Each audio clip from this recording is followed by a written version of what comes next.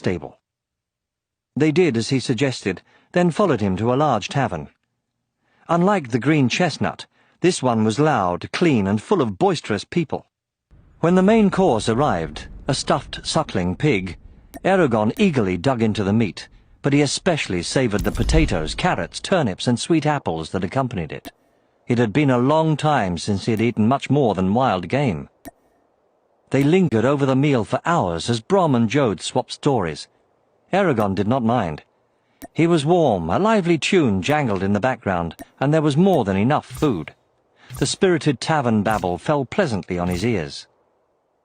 When they finally exited the tavern, the sun was nearing the horizon. "You two go ahead. I have to check on something," Eragon said. He wanted to see Saphira and make sure that she was safely hidden. Brom agreed absently. "Be careful. Don't take too long." "Wait," said Jode. "Are you going outside of Tyrm?" Eragon hesitated, then reluctantly nodded. "Make sure you're inside the walls before dark. The gates close then, and the guards won't let you back in until morning." "I won't be late," promised Eragon.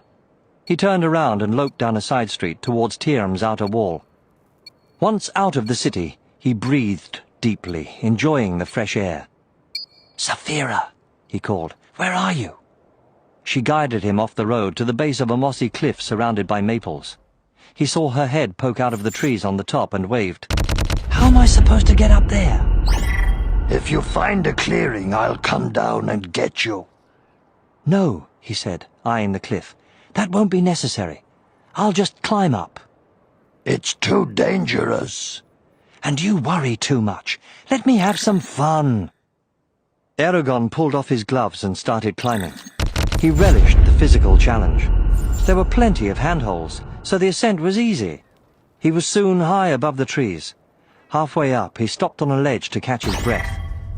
Once his strength returned, he stretched up for the next handhold, but his arm was not long enough.